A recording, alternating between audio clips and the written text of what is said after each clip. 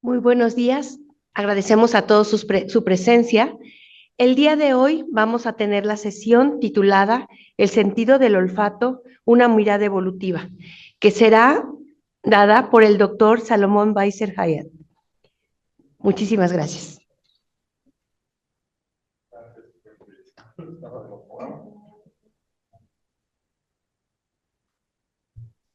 Gracias, Yasmín. Buenos días. Gracias a todos ustedes por estar aquí tan temprano. Antes las sesiones eran 7:30. Me parece que ahora son más temprano. Vamos a escuchar una plática diferente a lo que normalmente estamos acostumbrados. La primera aclaración es que no vamos a hablar de enfermedades. Posiblemente hablemos muy poco acerca de tres patologías, pero muy por encima, ¿sí? ¿De qué es lo que vamos a hablar? De lo que normalmente no se habla. Vamos a hablar de lactancia, vamos a hablar de alimentos, vamos a hablar de sexualidad y vamos a hablar de coches, ¿sí? La declaración de conflictos de interés, nada relevante para esta plática. Trabajo en el Centro Médico Nacional Siglo XXI y soy miembro de la Asociación Médica de este hospital. ¿A qué me refiero a que vamos a hablar del sentido del olfato, una visión evolutiva? No vamos a hablar de la evolución de las especies. Cuando me refiero a evolutiva, me refiero a la evolución que tiene el ser humano, ¿sí? Vamos a ver puntos importantes en el sentido del olfato desde los bebés, los niños, adolescentes, adultos y también en la muerte. Y si vamos a hablar del principio, pues empezamos desde el principio. ¿Y qué tiene que ver con el olfato? Bueno, en Génesis está en 1.29, dice, Dios formó al hombre del polvo de la tierra, sopló en sus fosas nasales el aliento de vida y el hombre se convirtió en un ser vivo. Desarrollo prenatal. Bueno, los receptores olfatorios se desarrollan alrededor de la 8ª semana de gestación y se cree que ya se encuentran funcionales en la semana número 24. La deglución, ahorita que estamos tomando café y pan dulce, bueno, inicia a las 12 semanas y se habla ya de una deglución y chupeteo funcional coordinado en las 35 a 40 semanas de gestación.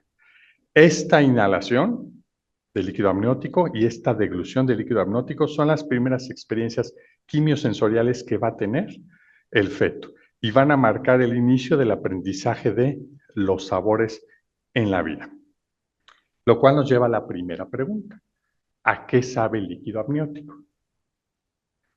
Los que están rotando en gineco, muy bueno, ya han probado el líquido amniótico.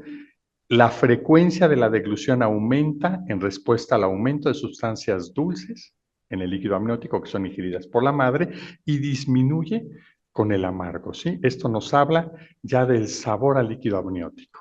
El líquido amniótico posee compuestos químicos con diversos sabores que provienen ¿de dónde? De la alimentación de la madre. Y se considera que el feto puede detectarlos a partir del segundo trimestre. Varios estudios demuestran que en los humanos las aversiones y preferencias por los olores están condicionadas en el feto a través de la dieta de la madre o la exposición que tiene la madre a toxinas, y esto se va a expresar después del nacimiento, ¿sí? ¿Qué le dicen a los neonatólogos? Oiga, es que mi hijo no come verduras. Pues señor, usted no comía verduras, ¿sí? Oiga, es que ¿por qué a mi hijo no le gusta la comida? ¿Por qué come puras papitas, pura comida que no es sana? Pues señora, ¿usted qué comía durante el embarazo? Durante el nacimiento, bueno, esta capacidad olfatoria de un bebé es un componente muy importante entre la interacción temprana entre el bebé y su madre. En los pacientes que nosotros, bueno, hay dificultades. ¿Qué pasa con estos neonatos que en vez de ir a un cunero fisiológico con su madre van a una terapia intensiva neonatal? Bueno, esos meses de vida forman parte esencial del proceso de aprendizaje que va a tener el bebé. Y es muy diferente un bebé que está en el cunero fisiológico con su mamá al bebé que está en una terapia intensiva neonatal, ¿sí? Además, tiene ausencia de reflejo de deglución coordinado, sondas de alimentación. Todo esto va a cambiar, ¿sí? Y no son los mismos aromas a los cuales se va a exponer un bebé en el cunero o junto a su madre que en una terapia intensiva neonatal. La lactancia. Estudios muy interesantes. Desde 1975, la mayoría de los que están en el auditorio no habían nacido en 1975. Este investigador que hizo, bueno, tomó almohadillas de algodón, como esas torundas de algodón, y las puso sobre las caras de los bebés, ¿sí? Algunas de estas almohadillas habían estado en contacto con la región areolar de la madre y otras eran simplemente las almohadillas, el algodón limpio. ¿Y qué fue lo que encontró? 17 de 20 bebés que habían sido amamantados, estaban en lactancia, pasaron más tiempos orientados hacia la almohadilla que había estado en contacto con su madre que la almohadilla que era simplemente un algodón. Esto nos habla que no solo los bebés son capaces de detectar a su madre, sino tienen atracción hacia el aroma de su madre. Bueno, y esto se observó tanto en recién nacidos masculinos y femeninos. Algunos artículos hablaban que había cierta diferencia, pero era un sesgo de la traducción, ¿sí? Los bebés examinados por su preferencia por las gasas de algodón ligeramente humedecidas con el olor del pecho y axila de su madre o, aquí es un estudio más complejo, también el pecho y axila de un desconocido. Y tanto los neonatos femeninos como masculinos demostraron preferencia por el olor de sus propias madres al de un extraño. La lactancia, lo que decíamos, Yasmín, bueno, la importancia que tiene la lactancia materna. Bueno, los infantes que fueron amamantados tienden a aceptar más las frutas y las verduras en comparación con aquellos que fueron alimentados con fórmula. Esto ocurre únicamente si las madres consumen estos alimentos de manera regular. ¿Sí? Es común que en la consulta digan, doctor, es que mi hijo come muy mal, dígale que coma bien. Pues, señora, ¿y usted come bien? No, pero dígale que coma bien. Los neonatos cuyas madres ingirieron bebidas con sabor a anís o consumieron alimentos con ajo durante el embarazo, estos neonatos mostraron una mayor aceptación e interés hacia dichos olores. Y lo mismo con respecto al alcohol. Vamos a avanzar un poco más en la edad. ¿Cuál es su helado de sabor preferido? ¿Qué dicen allá? ¿Vainilla? Oreo. Cookies and cream, va a decir Oreo. Fresa, chocolate. ¿Cuál? Pistache. ¿Sí? La mayoría que comentamos, vainilla. ¿Sí? Este es un estudio en los Estados Unidos. Los sabores de helado más populares son vainilla, chocolate, fresa. Ahí está el de cookies and cream que decía su compañero, pero vainilla es el más solicitado, ¿sí? Y también el que más dicen los pacientes, este es mi sabor favorito. Bueno, uno de los temas más complejos que hay hablando del olfato es el hedonismo de los olores, ¿sí? Es de lo más complejo. ¿Por qué nos gusta lo que nos gusta y por qué no nos gusta lo que no nos gusta?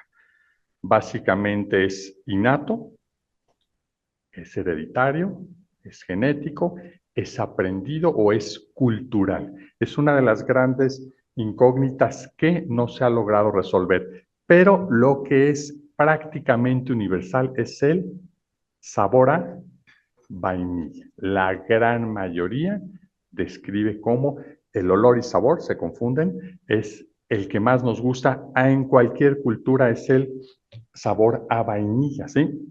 Y para eso vamos a hacer un poquito de referencia a la historia de la vainilla. Y para hablar de la historia de la vainilla tenemos que hablar de Charles François Antoine Morin, ¿sí? Y es muy interesante porque es algo de México, ¿sí?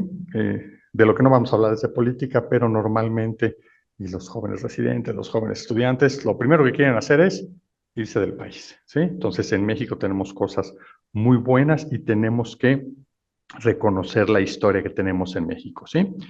La orquídea de la vainilla es originaria de México y crece de forma natural en la región veracruzana de Papantla, donde el polinizador exclusivo de esta orquídea es la abeja melipona, ¿sí? Es una foto de esa abeja.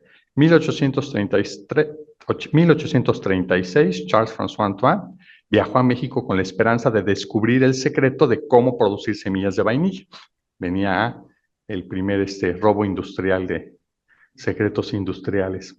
Un día, mientras estudiaba una orquídea de vainilla, observó cómo una abeja melipona se posaba sobre una orquídea de vainilla. Observó cómo la abeja levantaba una membrana protectora parecida a una capucha que cubría la garganta de la orquídea antes de desaparecer en su interior. La abeja recoge el polen, abandona la orquídea antes de volar a la siguiente flor y repetir el proceso. ¿Qué fue lo que es sorprendente? Bueno, a diferencia de las orquídeas europeas, esta flor no se marchitó, sino que produjo una vaina de vainilla. Entonces, como les comentaba, el olor universal, el que más nos gusta, es el de vainilla, ¿sí? Esta hedonística de los olores es lo más complejo, ¿sí? ¿Por qué olores decimos que son placenteros o desagradables y la manera en cómo esta interpretación afecta nuestro comportamiento? Un poco más después del helado, después de la edad del helado de vainilla, pues bueno, olfato y sexualidad. Para hablar del sentido del olfato y la sexualidad, tenemos que hablar de estas dos personas, ¿sí? Les voy a dar una pista. Si alguien ya los reconoció en el auditorio, si no los reconocen, les voy a dar una pista. Uno de ellos es uno de los pensadores más influyentes y controvertidos del siglo XX. El caballero de aquí. ¿Alguna idea? ¿Alguien más? Freud, exactamente, Sigmund Freud. Sigmund Freud y el otro colega otorrinolaringólogo, no lo conocemos, pero es Wilhelm Fleiss, ¿sí? Wilhelm Fleiss nació en 1858 y falleció en 1928, un especialista en otorrinolaringología en Berlín, que desarrolló una teoría única y muy curiosa sobre la mucosa nasal. Mucha gente va a los congresos, a los cursos a pasear, a saludar a conocidos, o aprovecha cuando son en la playa para darse una escapada en la playa. Bueno, este es un ejemplo de lo que se tiene que hacer. Si yo voy a un curso, yo voy a un congreso, ¿de qué se trata? De que obtenga nuevos conocimientos, que comparta con otros expertos y que lo aplique a mi práctica, ¿sí? No que me dé una escapada yo para ir a la playa o para ir a pasear. Bueno, Fleiss asistió a un curso impartido por Freud en Viena y más tarde se hicieron amigos íntimos e influyentes.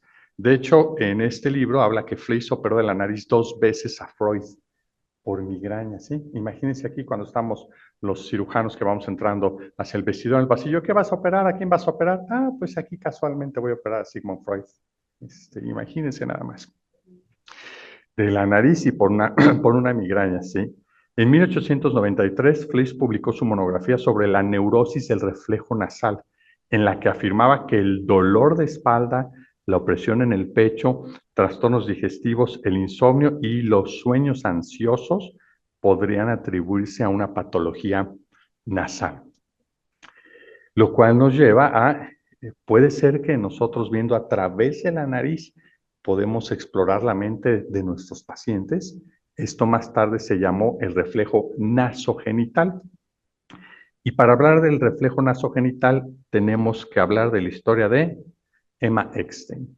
Emma Eckstein fue una de las primeras pacientes de Freud y de estas cirugías o tratamientos experimentales que hacía Fleiss. A los 27 años recurrió a Freud por dispepsia, dismenorrea, epistaxis y cefalea. Freud diagnosticó un trauma psicológico originado en un supuesto abuso sexual durante la infancia y le diagnosticó también reflejo de la neurosis nasal. Fleiss había estado tratando el reflejo de la neurosis nasal en sus propios pacientes utilizando cocaína como anestésico local, observando que tras el tratamiento sus pacientes se encontraban menos deprimidos. Esto ya no lo hacemos hoy en día, pero si lo hiciéramos en la consulta, creo que tendríamos mucho trabajo los otorrinolaringólogos poniendo cocaína en la nariz de los pacientes y seguramente estarían menos deprimidos inicialmente los pacientes si les aplicamos cocaína en la nariz.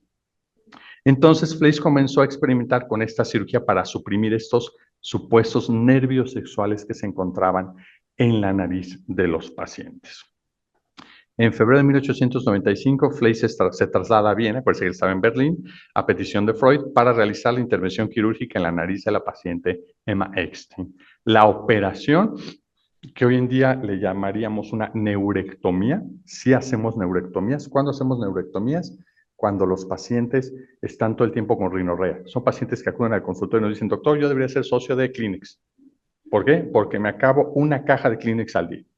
No, yo en vez de esto, ¿qué les hacemos? Una neurectomía. Vamos y disecamos esos nervios o los cauterizamos o los quemamos para que el paciente ocasionarle una resequedad en la nariz. Aquí también se describe que hizo una turbinectomía, cortó o quitó los cornetes. La cirugía, un completo desastre. Los pacientes recomendados siempre hay desastre, ¿sí? Por 2 semanas la paciente sufrió infecciones terribles, abundantes hemorragias y dolor intenso. Y como pasa en algunas cirugías, pues el cirujano fue de Berlín a Viena, operó a la paciente y después se fue. Se regresó a Berlín. Entonces, ¿qué pasa cuando los cirujanos se nos complica un paciente? Pues le llaman a alguien más. Entonces, aquí le llamaron a otro cirujano, a Ignaz Rosanes. Ignaz Rosanes llegó al apartamento de la paciente Eckstein y encontró que sangraba por la nariz y por la boca y se sentía un olor fétido muy intenso en toda la habitación. Durante la inspección, Rosanes descubrió y retiró medio metro de gasa quirúrgica que Fleiss había olvidado o había dejado por sangrado en la cavidad nasal durante su operación. Y se refiere que incluso después del retiro del tapón continuó teniendo episodios graves de epistaxis durante las siguientes 2 meses. Entonces, Fleiss no fue el primero en hablar de este reflejo nasogenital. Ya estaba descrito unos años antes, 1884, por John Mackenzie de Johns Hopkins. Después, casi 9 años después, Fleiss publicó su monografía sobre la neurosis del reflejo nasal, concluyendo que existía una conexión especial entre la nariz y los órganos sexuales. 1914, el JAMA, ¿le suena? Publicó el informe de un cirujano Meyer donde 93 mujeres curadas de dismenorrea mediante esta cirugía nasal. La lista de afecciones fue creciendo hasta incluir migrañas, vértigo, asma, afecciones ginecológicas y abortos de repetición que mejoraban los pacientes a través de esta cirugía.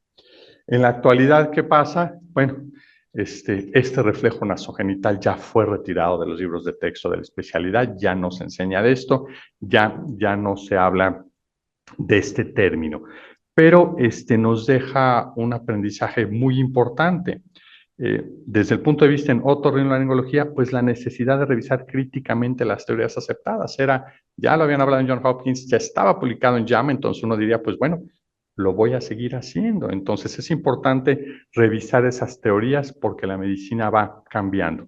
Y en el campo de la psiquiatría, bueno, también ayudó mucho esta relación de Fleiss y Freud porque precede una de las teorías modernas más importantes del psicoanálisis, que es el complejo de Edipo. Seguimos avanzando en la edad de nuestros pacientes y viene la pregunta. ¿Existen las feromonas humanas? Pues depende. ¿De qué depende? De a quién le pregunten, ¿sí? Si le preguntan a TikTok y viene vestida con una pijama quirúrgica, esperemos que no sea médico. Hablemos de este perfume, verá en TikTok que si lo usas tu novio nunca dejará de tener ganas de ti. Suena como una obsesión más peligrosa más que a feromonas. Bueno, entonces si le preguntan a TikTok si existen las feromonas, si le preguntan a las señoritas que venden los perfumes que los promocionan en las tiendas departamentales, bueno, sí, también existen las feromonas. Si le preguntan a Amazon, ¿qué dice Amazon? Sí, Amazon vende perfumes de feromonas, ¿sí? Por ejemplo, feromona para atraer, feromona para hombres, ¿sí? Y pone ahí entre paréntesis, atrae a las mujeres. No vaya a ser que uno compre la equivocada y después tenga problemas. Entonces, ahí viene entre paréntesis, atrae a las mujeres, audaz y extra fuerte. ¿Cómo ven? Caro, ¿no? 15 mililitros, 911 pesos. Está caro. Y también hay para mujer, ¿sí? Aceite de perfume de feromonas para mujer elegante, fórmula de feromonas humanas extra fuerte. También 15 mililitros, 907 pesos. Está un poquito más barato que que el de hombre, ¿sí? Pero fíjense nada más porque este es de Amazon, ¿eh? Si lo puse en su teléfono van a encontrar este perfume. Fíjense los errores que dice. Feromona para que las mujeres atraigan a hombres que han demostrado atraer a los hombres y atraer a sus receptores sexuales. Entonces, desde la descripción uno ve que, pues esto es un fraude. Pero me imagino que ustedes no estudian en Amazon y en TikTok. ¿En dónde deben de estudiar? Pues en PubMed. Bueno, en PubMed, ¿qué nos dice? PubMed nos habla de dos sustancias, androstenona y androstadinona. Bueno, ¿qué hay de ellas? Esto no es nuevo, 1987. Androstenol, la putativa o feromona humana y los efectos que tiene, o la otra. Este es de 2011, ¿sí? Isandrostenona putativa human pheromone. ¿Qué les llama la atención de las dos publicaciones de PubMed? La palabra putativo. ¿Qué significa la palabra putativo? Yo no sabía, entonces me puse a buscar en el diccionario y dice, se denomina putativo a algo, cosa o situación o a alguien, una persona que se le atribuye por error excusable una calidad que no tiene. ¿Sí? Entonces, si nos vamos a diccionarios, el diccionario Webster, la Real Academia o Wikipedia, que a veces Wikipedia tiene cosas muy interesantes, ahí les subrayé los tres, hablan de tres características que tuvieran que tener, ¿sí?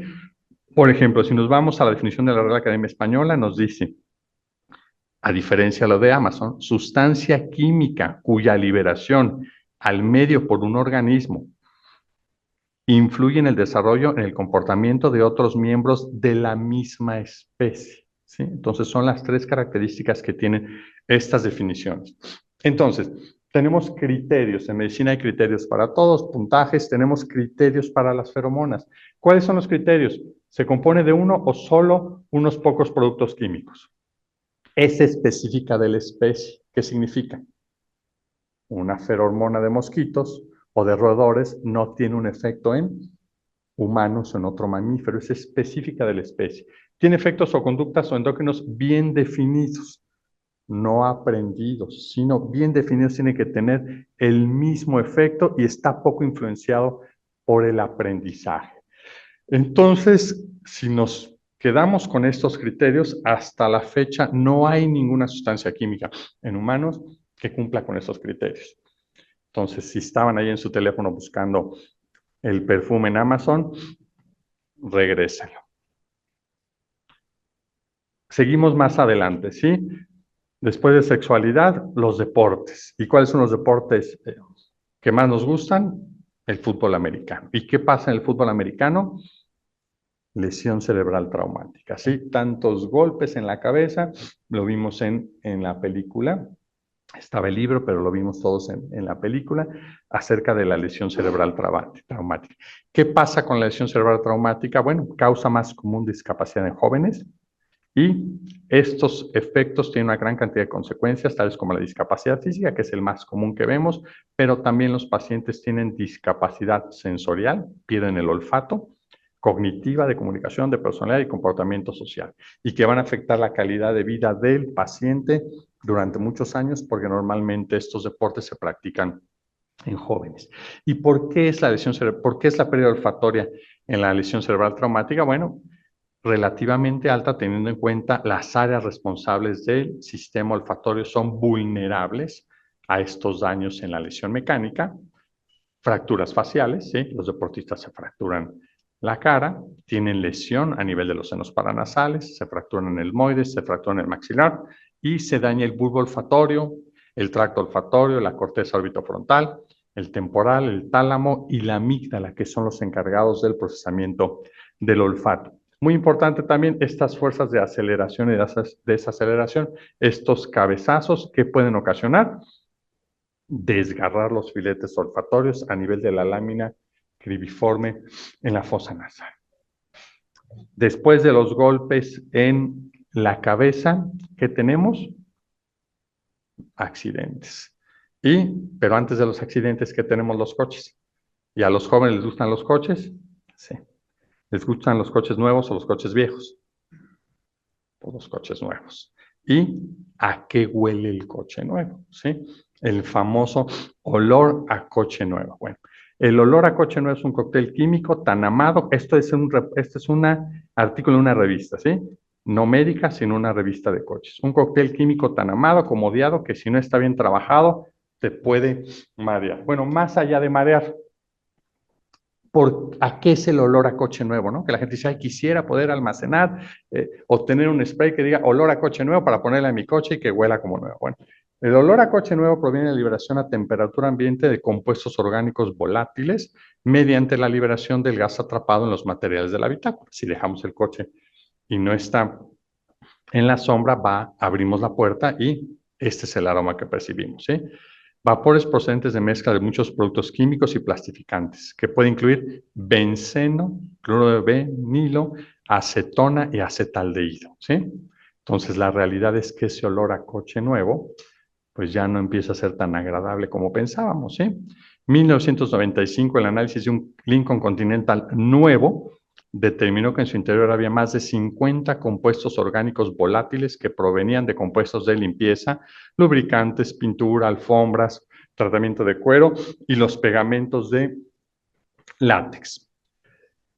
Revista Nature 2023, ¿qué nos dice? Bueno, que el olor a coche nuevo es peligroso, ¿sí? A lo largo de la vida un conductor se enfrenta a un alto riesgo de padecer cáncer por los químicos responsables de ese característico olor a coche nuevo, ¿sí? De hecho, ya esta es una revista mexicana, Motorpasión, que acaba de salir este artículo donde nos dice que la fibra de carbono, más los coches deportivos, los coches premium tienen fibra de carbono. Bueno, ya están pensando en prohibir esta fibra de carbono, ¿sí?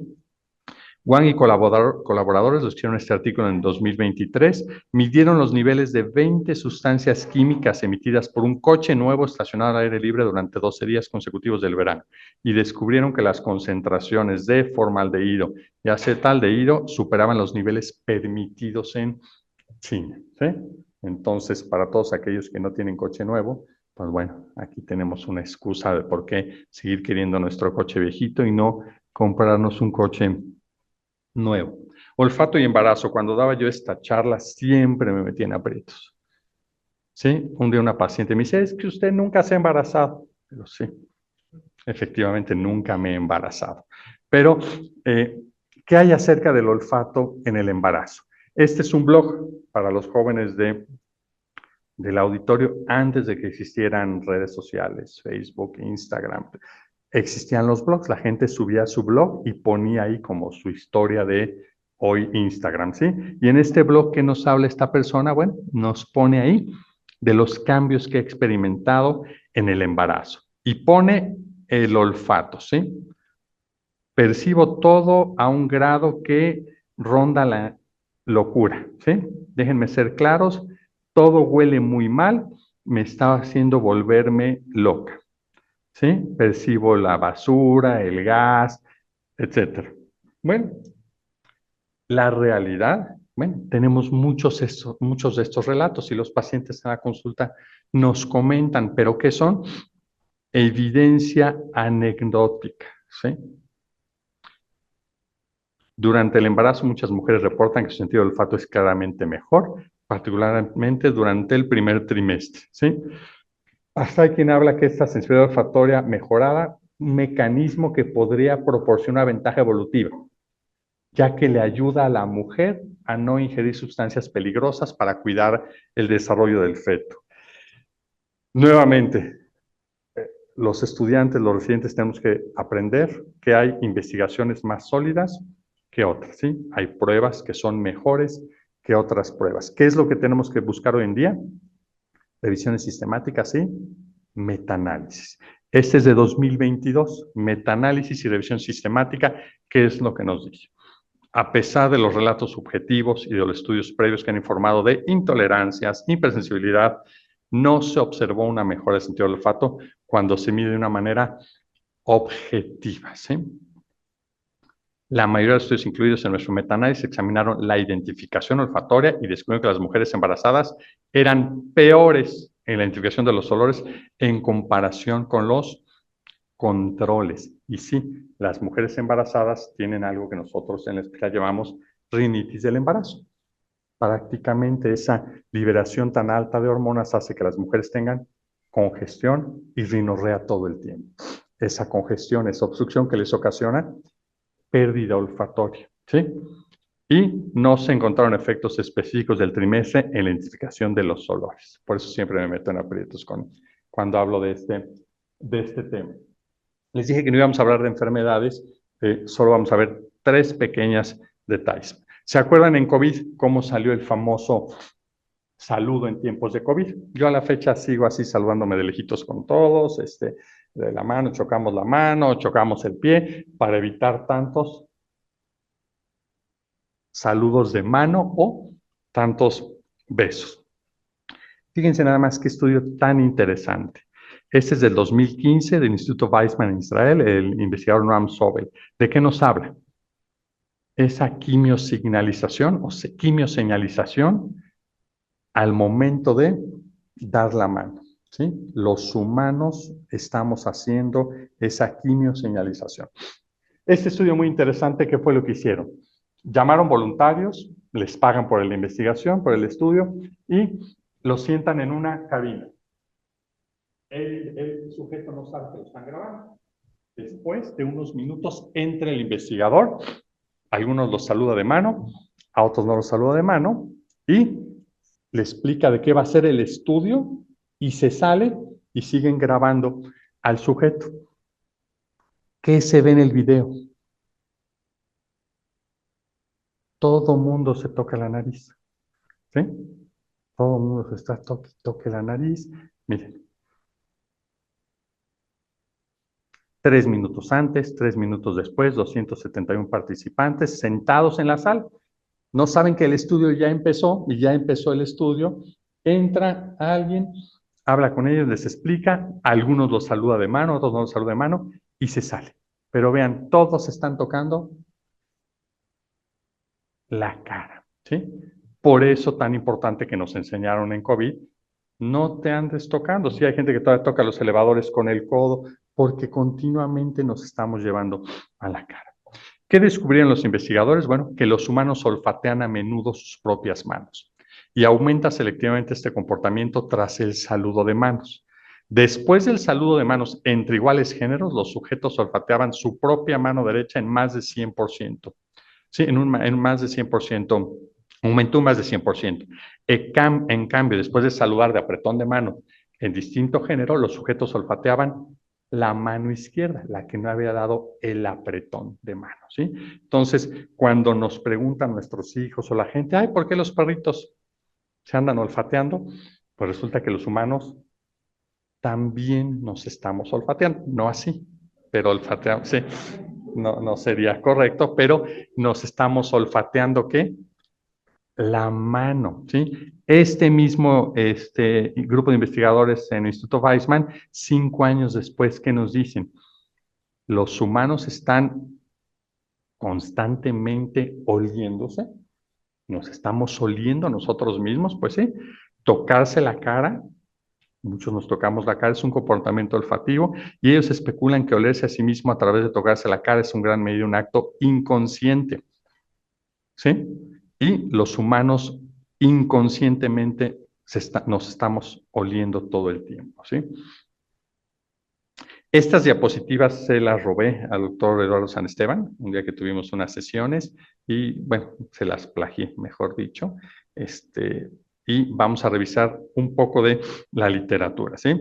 Gabriel García Márquez, en Crónica de una muerte anunciada, que nos dice, las luces estaban apagadas, pero tan pronto como entré percibí el olor de mujer tibia, ¿sí? De pronto sentí los dedos ansiosos que me soltaban los botones de la camisa y sentí el olor peligroso de la bestia de amor. Se detuvo de golpe, tosió, se escurrió de mi vida. No puedo, dijo, hueles a él. Pero la mayoría estaba de acuerdo en que era un tiempo fúnebre con un cielo turbio y bajo y un denso olor de aguas dormidas. ¿Qué es esto, sí? Percibí el olor de mujer tibia, el olor peligroso de bestia de amor. Bueno, esto, como decía el doctor San Esteban, es lenguaje literario. ¿Qué significa eso? No siempre el mensaje que transmite las palabras es igual al significado objetivo que se les ha adjudicado, ¿sí? Su denotación. sino que esconden un significado variable y subjetivo, su connotación, que depende de la intención que tenga el autor. Pues un poquito más avanzada la edad, los pacientes o los humanos, pues nos volvemos un poco hacia la religión, ¿sí?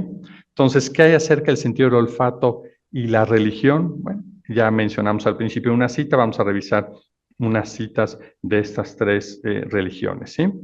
En Génesis dice, entonces Noé edificó en un altar al Señor y tomando de todo animal limpio y de todo pájaro limpio, ofreció holocausto sobre el altar. El Señor olió el olor agradable y dijo asimismo, nunca más condenaré la tierra a causa del hombre. Sí, la historia de el arca de Noé. Génesis 27, entonces su padre Isaac le dijo, acércate y bésame, hijo mío, y subió, lo besó y olió su ropa. ¿Sí? Y lo bendijo diciendo, el olor de mi hijo es como el olor de los campos que el Señor ha bendecido. Números, presentarás una ofrenda quemada de olor agradable al Señor. ¿Sí? En Corintios, ¿qué dice? Bueno, más a Dios gracias, el cual nos lleva siempre un triunfo en Cristo Jesús y por medio de nosotros manifiesta en todo lugar el olor de su conocimiento, porque para Dios somos gratos de olor. ¿Sí? Y también en el Corán dice, le respondió, madre, dijo, puedo oler un aroma agradable como si fuera el aroma de mi abuelo, el mensajero de Alá. Después de cuando la religión no funciona, bueno, hay depresión. Les dije que íbamos a hablar solamente de tres enfermedades. Bueno, ¿qué pasa en la depresión? Bueno, el cerebro deprimido provoca cambios en la red límbica prefrontal, incluye el córtex orbitofrontal, el hipocampo, la amígdala, que están directamente conectados con el sistema olfativo. La relación entre olfato y depresión se describió por primera vez en modelos animales, en los que la destrucción bilateral del bulbo olfatorio creaba alteraciones en los niveles de serotonina y dopamina, lo que provocaba un comportamiento similar a la depresión. Nuevamente, este metaanálisis, este es del 2025, donde nos habla de la función olfatoria en la depresión. ¿De qué se habla? Bueno, hay variaciones, ¿sí? Si pueden ver la gráfica de la función, variables, ¿sí? Los triangulitos y las barras. Pero la revisión sistemática que hicieron ellos en el metaanálisis nos dice que hay una alteración en la función olfatoria en los pacientes con depresión. Todavía no se sabe si es un problema a nivel central o a nivel del procesamiento periférico. Y como siempre en medicina se necesitan más estudios. ¿Se acuerdan, sí? Los sentidos nos mantienen atados al mundo. Cuando escuchamos música nos acordamos, ¿sí? De lo que estábamos haciendo cuando estaba de esa canción, ¿sí? Pero la realidad es que el sentido del olfato es el más fuerte en cuanto a los recuerdos, ¿sí? En mi especialidad, a la fecha todavía me acuerdo, después de 20 años de haber terminado la residencia, a lo que olían los abscesos profundos de cuello. ¿Sí? Esa sensación, ese olor, a la fecha todavía lo percibo y uno sentía que olía 2, 3 días a eso, ¿sí? Por más que se usaban guantes, la bata, se lavaba, se cambiaba, uno olía eso. O nosotros en las infecciones de oído comúnmente es por una pseudomona que huele espantoso, ¿sí? Entonces, eso es la memoria olfatoria. En la literatura, ¿cómo está descrito? Pues la famosa párrafo de las Magdalenas de Proust. ¿Y qué es lo que habla? La primera vez que asociamos un objeto a un olor, se crea una huella profunda en nuestro cerebro. Pero, ¿de dónde viene esto? ¿Cuáles son las bases para esta memoria olfatoria? ¿Sí? Bueno, y este nos habla de esta privilegiada relación que tiene el olfato a diferencia del resto de los sentidos, ¿sí? ¿Qué fue lo que hicieron en este estudio? Bueno, imágenes cerebrales revelaron que una activación del hipocampo en las primeras asociaciones olfatorias, pero no en las auditivas, independientemente de que fueran agradables o desagradables, ¿sí? Se activa mayor zona cerebral cuando es el estímulo olfatorio a diferencia del auditivo. Esta es mayor, esta activación, cuando la sensación es desagradable, ¿sí? El olor a vainilla del café de Starbucks, bueno, pero si ese olor es desagradable, va a ser mayor la señal que va a ser, ¿sí? La actividad en el hipocampo el día 1 predijo las asociaciones olfativas, pero no las auditivas, que se iban a recordar una semana después. Entonces, básicamente, estas son las bases fisiológicas y anatómicas de por qué el sentido del olfato tiene esta representación cerebral privilegiada en cuanto a los primeros estímulos. México, pues ya vamos llegando casi al final de la plática. En México, oficialmente un país envejecido, nos dice la universidad.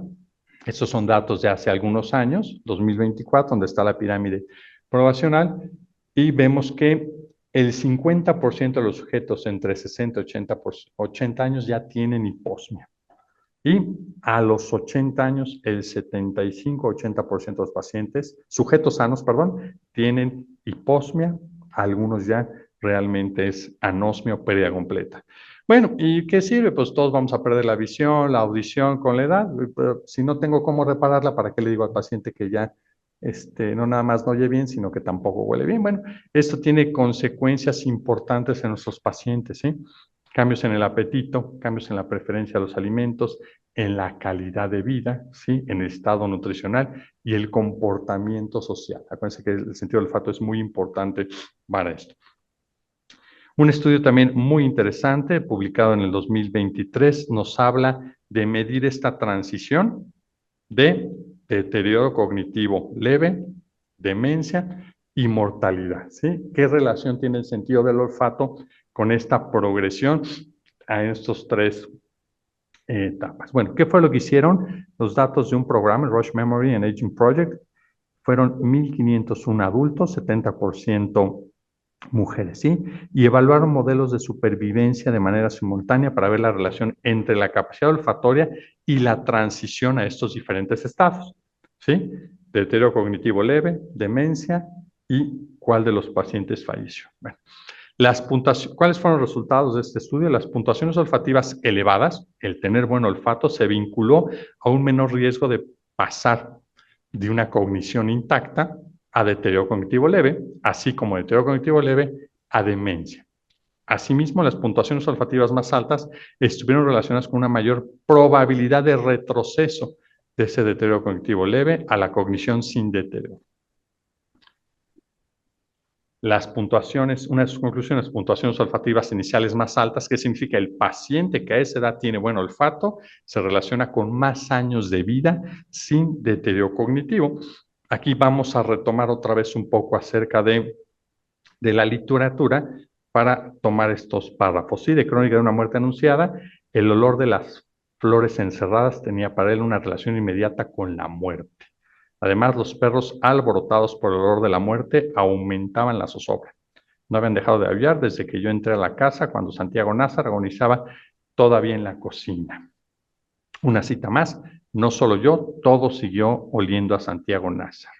Por más que me restregaba con jabón y estropajo, no podía quitarme el olor. Entonces, nosotros por nuestra profesión, pues estamos desgraciadamente en contacto con la muerte. ¿A qué huele la muerte? Bueno, la muerte huele a putrescina y a cadaverina, ¿sí? Esas dos aminoácidos, la putrescina y la cadaverina, son los responsables del olor a muerte, ¿sí? La putrescina se produce por la ruptura de los aminoácidos y es la responsable de ese olor a podrido, ¿sí? Y la cadaverina también se genera por la descomposición. Y a la mayoría no nos gusta ese olor a muerte. Pues sí, entonces es lógico. Este estudio nos habla de que este olor a putrescina desencadena un mecanismo evolutivo innato que impulsa a las personas a evitar el olor a descomposición, ¿sí? Es innato, no es algo aprendido, porque nunca vemos, la gente normalmente no está expuesta a esos olores de putrefacción o de muerte durante su vida.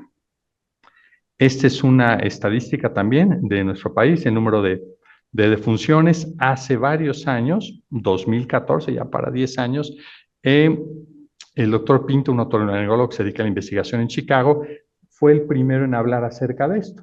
La disfunción olfatoria predice la mortalidad a 5 años en los adultos mayores. y él estuvo por todo el mundo dando vueltas acerca de esta plática, lo invitamos, vino a México también, habló y nos habló acerca de este estudio, estudios grandes que tienen en Estados Unidos por gran seguimiento a los pacientes, como el que vimos en el anterior del Rush, y que encontraron, bueno, una mortalidad del 12% en su población, que va de acuerdo a lo esperado, pero 39% de los adultos hicieron el estudio 5 años y un corte 5 años después, ¿sí? Un prospectivo. ¿Y qué fue lo que encontraron? 39% de los adultos con anosmia habían muerto a los 5 años. 19% de los que tenían hiposmia y 10% solamente los que tenían olfato normal, ¿sí? Lo que nos lleva, según estas gráficas, que la mortalidad en adultos con anosmia fue 4 veces mayor que en los adultos con normosmia. La predicción de la mortalidad, ¿en qué se basan ustedes cuando están en el hospital? En la procalcitonina, ¿sí? Marcadores de inflamación, ¿sí? Tenemos las escalas para ver la cuenta posiblemente, el índice neutrófilo, etcétera. La predicción de mortalidad, la creatinina, ¿en qué la vemos nosotros? Bueno, básicamente en enfermedades graves y en la fragilidad de nuestro paciente, así es como la medimos. Y la función olfatoria, según los estudios del doctor Pinto, es uno de los predictores más fuertes de mortalidad a 5 años y puede servir como un indicador de la regeneración celular lenta o como marcador de exposición a ambientales tóxicas y cumulativas. Entonces, después de que él publicó estos estudios, vino encima mucha gente a mandar notas a la publicación, a decir, pues no puede ser. Los pacientes decían, oye, pues yo perdí el olfato hace 4 años, 11 meses, ¿qué hago? Pues no, ¿sí?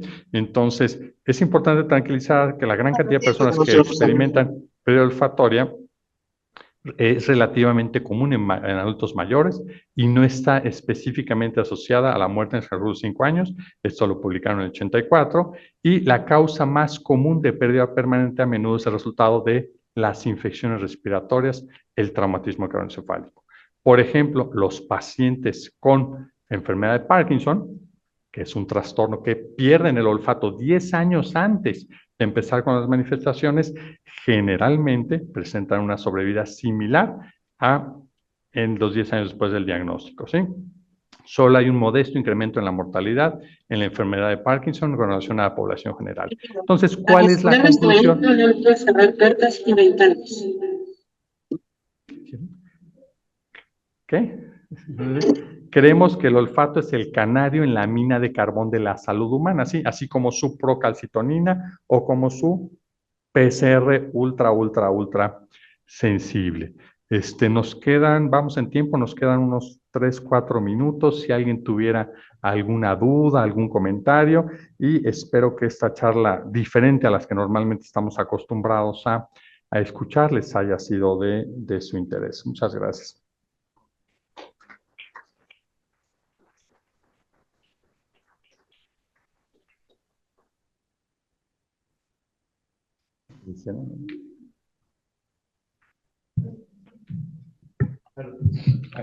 Preguntas, comentarios aquí en Observatorio. Yo tengo una pregunta y un comentario. Efectivamente, a veces no sabemos a qué huele, ¿no? Los que hemos acostumbrados a oler la melena, por ejemplo, dices, ¿a qué huele? A melena, ¿no? Y nosotros tuvimos una observación clínica, que creo que algún día la platiqué contigo, en donde en los pacientes con VIH, en los pacientes con COVID, que perdían el olfato, lo último que tardaba en recuperarse era el olfato a su propia materia fecal. Y nosotros lo publicamos en el extranjero, hicimos un estudio, pues muy sencillo, en donde le pedíamos a los pacientes que fueran oliendo y que olieran su materia fecal. Y decían, es que no huele mi materia fecal durante varias semanas después. No encontramos explicación, lo publicamos como casos anecdóticos, fueron varios casos en alguna revista por ahí. No sé si haya alguna explicación a este respecto, que aún no la tenemos. Sí, gracias por la pregunta, doctor Jarabe. Efectivamente, no se sabe por qué. ¿Qué pasó con la pérdida olfatoria en COVID? Que es una pérdida olfatoria posterior a una infección de vías aéreas superiores. Básicamente se amplificó lo que ya sabíamos antes. Para nosotros, la pérdida olfatoria posterior a un catarro común siempre fue la número 1. Pero la gran cantidad de pacientes que se vieron afectados por COVID a nivel mundial y la gran cantidad de pacientes que perdieron el olfato fue como amplificar y poder estudiar a los pacientes. Los pacientes, como usted comenta, con pérdida olfatoria posterior a una infección de vías aéreas superiores, sea cual sea el virus, lo que más tienen es esta distorsión. Primero pierden el sentido del olfato y persisten con una distorsión. No perciben. Vaya, es una pérdida cualitativa, no cuantitativa. Primero baja, tenemos congestión gripa, no percibimos nada, cuantitativo. Pero lo que más queda en estos pacientes es la cualitativa, la distorsión. Pero no sabemos por qué olores. Muy interesante, el 99%, el 98%, esa distorsión es algo negativo. Yo en todos estos años solo he visto un paciente, y lo comentamos hace muchos años con el doctor San Esteban, que esta distorsión era positiva. La paciente nos decía, yo huelo a talco, a mí me huele a talco todo el tiempo. Un talco, como debe haber un olor agradable, tal vez por ahí tendría que ver, pero no se sabe por qué específicamente perdieron ese olor. ¿Qué se tendría que hacer? Posiblemente estudiar más a esos pacientes y veríamos que no solo es ese olor desagradable de las heces el que no han recobrado, sino existen algunos otros que no han recobrado, pero la mayoría ya recuperaron la función. Por eso el perfume, el shampoo, el jabón sí lo olía y solo había algunos que no, incluyendo el olor de las heces. El doctor Wolpert. Gracias, felicidades, Salomón, muy buena plática, distinta, efectivamente. Una pregunta, ¿cómo miden la capacidad olfatoria y luego cómo la cuantifican? Espero que no sea con el experimento que menciona Pepe Jalabe, sino con otros olores. Sí, doctor, buenos días, gracias por la pregunta. Normalmente en la escuela de medicina les enseñamos mal a los alumnos y les decimos que subjetivo, malo, objetivo, bueno, ¿sí? La realidad es que hay muchos estudios muy valiosos para la clínica que son subjetivos. ¿Qué es lo que podemos medir en el olfato? Bueno, podemos hacer pruebas objetivas y podemos hacer pruebas subjetivas. Desde el punto de vista de la práctica clínica, lo que hacemos son pruebas subjetivas y se llaman pruebas psicofisiológicas. ¿Qué podemos medir? Podemos medir detección, podemos medir identificación, podemos medir umbral y podemos medir memoria olfatoria. Hay pruebas ya validadas en todo el mundo que miden esos 4 aspectos. Las pruebas objetivas serían como el estudio que les mostré del Instituto Weizmann con resonancia magnética funcional. Desgraciadamente no se correlaciona tanto con la clínica y son demasiado tardadas y costosas. Entonces, en concreto a su pregunta, sí podemos medir. Identificación. ¿Qué significa identificación? Como decía el doctor Haller, que a mí yo le presento a un paciente café y me diga, huele a café. Esa es identificación. Es la que desde el punto de vista clínico es más importante para nosotros. Detección. Le presento aromas y que el paciente me diga, detecto que hay un aroma. Umbral. Hay varios umbrales. Umbral de detección, umbral de identificación, umbral de discriminación. Umbral que mido como la audiometría o como la prueba visual. Entonces voy viendo el mínimo estímulo que el paciente puede detectar. Ese es el umbral olfatorio. Y la memoria olfatoria la medimos con una especie de juego en el cual al paciente se le presenta un aroma, no se le pide que lo identifique, simplemente se le presenta un aroma, se le hace hacer una especie de cuenta matemática, unos segundos, y después se le vuelve a presentar 4 aromas y se le pide al paciente que nos diga, que identifique cuál fue el que se presentó primero. Entonces es para medir la memoria olfatoria. Salo, realmente los que nos dedicamos a esto admiramos cómo le sacas jugo al tema, es una extraordinaria plática. Con respecto a la literatura, me gustaría agregar el clásico de Patrick Süskind, El perfume, y ahí se ve lo que es la psicosis por el olfato. Para los que no lo han leído, se los recomiendo ampliamente. Aquí el doctor Monares me está insistiendo que también debiste haber hablado del olor al libro. ¿Cuántos de ustedes alucinan leer en el Kindle o en el celular o cualquier otro texto? Mejor agarrar un libro entre nuestras manos y poderlo disfrutar oliendo el libro, ¿no? Por otro lado, yo siento que sí es muy importante lo que mencionaste al final de tu plática, el valor predictivo de la pérdida del olfato para enfermedades neurológicas degenerativas como la enfermedad de Parkinson y otras demencias. Yo creo que sí es muy importante, y si nos queda una perla médica de toda esta plática, yo creo que esa debe de ser que sí le demos importancia. El doctor Monares quiere hacer otro comentario, ya está ahí la doctora Chirino, con permiso. Gracias. Sí, me queda mucho la pregunta porque parece ser que el aroma al libro viejo hace que uno tenga más horas de literatura en un libro, y los que manifiestan que el aroma no es agradable tienen más horas de lectura en los sistemas electrónicos. Ya la última es, hablando de olfato y literatura, el mejor inicio de novelas de todos los tiempos tiene que ver con el olfato, ¿no? El amor en los tiempos del cólera era inevitable, el aroma a almendras amargas le recordaba la historia de los amores contrariados. Excelente plática, muchas gracias. Sí, gracias a usted. Le voy a tomar su idea para la próxima vez que ponga esta charla. Voy a anotar su comentario. Y lo que comenta Adiel, sí, nos obligaban a leerlo en el primer año de la residencia en el Hospital de Especialidades. Es por eso que no me gusta ese libro, pero porque me obligaron a leerlo en el R1, entonces me trae ciertas memorias, pero sí, efectivamente, es un libro que habla también de la muerte, lo cual Sí. no es tan bueno, pero aquí básicamente me acuerdo que nos obligaban a leerlo en el R1, entonces por eso lo quité, pero sí hay que agregar. Y como dice Adiel, muy cierto, las enfermedades neurodegenerativas, recuerden que cursan con pérdida olfatoria y muchas veces hasta 10 años antes de tener los síntomas clásicos, ¿sí? Otra cosa que detectan mucho los pacientes es la sinusitis. Cuando les huele feo la nariz por sinusitis es muy característico, y ya cuando se van recuperando va desapareciendo ese olor horrible que tienen adentro de la nariz.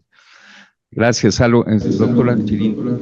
Sí, yo, o sea, la verdad te felicito, muy interesante plática, y creo que también aplicada a la medicina, ¿no? Por ejemplo, yo me recuerdo que nos decían el olor a almendras dulces para un paciente intoxicado con arsénico, lo mal que huele un niño con cuerpo extraño en conducto nasal. Y quizá yo pondría un poquito la parte, no sé, la parte subjetiva del embarazo, porque como hay olores, yo los tuve definitivo y soy médica, y objetivamente cambia la percepción y el que te agrade o desagrade. El olor al libro era un olor que me iba a la biblioteca porque me encantaba cómo olían los libros. No sé si es la tinta, los hongos, el papel, la mezcla de todo, pero realmente era un olor agradable. El olor a tomate se convirtió en completamente desagradable, igual que el de la mantequilla. Entonces, la modificación en la percepción, para bien o para mal, y preguntando a pacientes es lo mismo. Entonces, no sé, desconozco los estudios, pero pues definitivamente fueron experimentados. O el olor a Pseudomonas, que llegas con un bebé séptico y dices, híjole, huele a Pseudomonas, ¿no? Entonces, pues son las cosas, no sé si es la experimentación, si te remontan a situaciones, pero pues es un sentido primitivo que nos remonta o en cuestión a la medicina nos hace pensar en situaciones específicas. Sí, muy buen comentario, Yasmín. Efectivamente, aquí están nuestros maestros de clínica. Realmente se ha perdido esa habilidad clínica de oler a nuestros pacientes, ¿sí? Estamos atrás de la computadora y mejor le pedimos una resonancia, una tomografía o que salga el cultivo, en vez de acercarnos y poder identificar el olor de nuestros pacientes, que es parte de la clínica. ¿Alguien en línea que quiera hacer algún comentario en la sala Santa Fe, observatorio? Pues si no hay más comentarios, agradecemos por esta brillante presentación. Otra vez felicidades. Gracias. Y se va a ser entregada una carta de agradecimiento. Les recordamos la sesión del próximo martes, evaluación del riesgo nutricional en niños y adolescentes con cáncer en el Centro Oncológico del Centro Médico ABC. Y les recordamos la caminata número 32, el sábado 24 de mayo, tiene fines para asociaciones que necesitan nuestra ayuda. El curso de cómo realizar la investigación clínica, se les invita a participar, sábado 7 de junio, están todos invitados, estudiantes, residentes, médicos. El curso de trabajando en equipo, síndrome de Ehlers-Danlos, hipermóvil y trastorno de espectro hipermóvil, va a tener unas prácticas simuladas, les invitamos, es muy interesante. Y como le decíamos, finalmente la laparoscopía ginecológica, que va a ser llevada a cabo aquí el 18 y 19 de junio de este año. Y recordar las jornadas médicas del 1 al 9 de noviembre, un crucero por el Caribe. Muchas gracias.